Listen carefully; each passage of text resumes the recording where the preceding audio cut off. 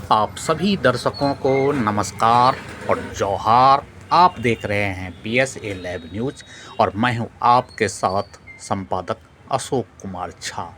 आज झारखंड की राजधानी रांची में झारखंड हाई कोर्ट ने झारखंड पुलिस के DGP को काफ़ी कड़ी फटकार लगाई है। झारखंड के पुलिस थानों में CCTV कैमरे लगाने के हाईकोर्ट के आदेश का अपेक्षित अनुपालन नहीं होने पर में हाईकोर्ट ने इसके लिए काफ़ी नाराज़गी जताई है और झारखंड हाईकोर्ट ने इसके लिए कड़ा रुख अपनाया है। अदालत ने पुलिस थानों में CCTV व्यवस्था को लेकर के राज्य सरकार की कार्यप्रणाली पर में काफ़ी ज़्यादा नाराज़गी जताते हुए पुलिस महानिदेशक को अवमानना नोटिस जारी करके जवाब दाखिल करने का भी निर्देश दे दिया है। चीफ जस्टिस MS सोनक एवं जस्टिस राज शंकर की खंडपीठ ने सुनवाई के दौरान स्पष्ट रूप से सवाल उठाया कि जब अदालत पहले ही पुलिस थानों में CCTV कैमरे लगाने की निर्देश दे चुकी है तो अब तक सभी थानों में इसका प्रभावी अनुपालन क्यों नहीं हो पाया है। अदालत ने राज्य सरकार को 4 हफ्ते के भीतर में पुलिस थानों में CCTV कैमरे लगाने की कार्रवाई पूरी करने का निर्देश दिया है। खंडपीठ ने इस मामले में राज्य के मुख्य सचिव एवं गृह सचिव को भी CCTV लगाने के संबंध में की गई कार्रवाई की अनुपालन रिपोर्ट अदालत के समक्ष 30 सितंबर तक प्रस्तुत करने का सीधा निर्देश दे दिया है। मामले की अगली सुनवाई 17 सितंबर को निर्धारित की गई है। CCTV कैमरे लगाने को लेकर के हाईकोर्ट की सख्ती का यह मामला JLKM के पूर्व ईचागढ़ प्रत्याशी तरुण महतो की पुलिस हिरासत में कथित मारपीट और 3rd डिग्री टॉर्चर के आरोपों से जुड़ा हुआ है। आरोप के अनुसार 19 नवंबर 2025 की रात ईचागढ़ पुलिस तरुण महतो को हिरासत में लेकर के थाने में गई थी, जहां उनके साथ कथित रूप से मारपीट किए जाने का आरोप लगाया गया था।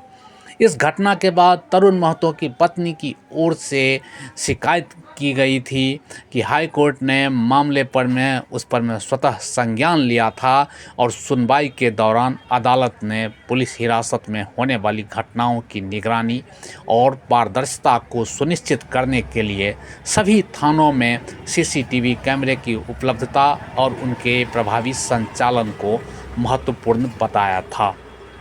मामले की पिछली सुनवाई में हाई कोर्ट ने सरायकेला खरसावां के पुलिस अधीक्षक से सभी पुलिस थानों में CCTV लगाने के संबंध में अब तक की गई कार्रवाई की विस्तृत जानकारी भी मांगी थी। अदालत यह जानना चाहती थी कि उसके पूर्व निर्देशों के बाद थानों में CCTV कैमरे की लगाने की दिशा में वास्तविक स्तर पर में आखिर क्या कदम उठाए गए हैं। इसके साथ ही अदालत ने उस मेडिकल ऑफिसर के खिलाफ भी कार्रवाई को लेकर के राज्य सरकार से जवाब मांगा था, जिसने तरुण महतो को अदालत में पेश किए जाने के समय फिट फॉर कस्टडी का प्रमाण पत्र जारी किया था। इस बिंदु पर भी सरकार से स्थिति स्पष्ट करने को कहा गया था। हाई कोर्ट के रुख से स्पष्ट है कि पुलिस हिरासत में पारदर्शिता, मानवाधिकारों की सुरक्षा और पुलिस कार्रवाई की निगरानी के लिए CCTV व्यवस्था को महज औपचारिकता के तौर पर नहीं देखा जा सकता।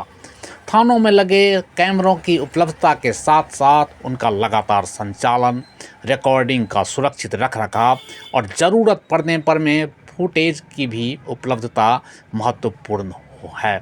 अदालत के आदेश के बावजूद CCTV लगाने में हुई देरी को लेकर के DGP को अवमानना नोटिस जारी होना इस मामले की गंभीरता को दर्शाता है कि अदालत इस मामले को लेकर के वास्तव में कितना गंभीर है।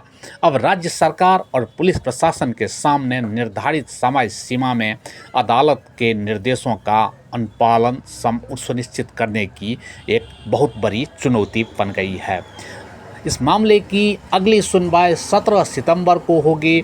उस दिन अदालत के समक्ष राज्य सरकार की कार्रवाई और सीसीटीवी व्यवस्था को लेकर के अब तक की प्रगति रिपोर्ट काफ़ी महत्वपूर्ण रहेगी।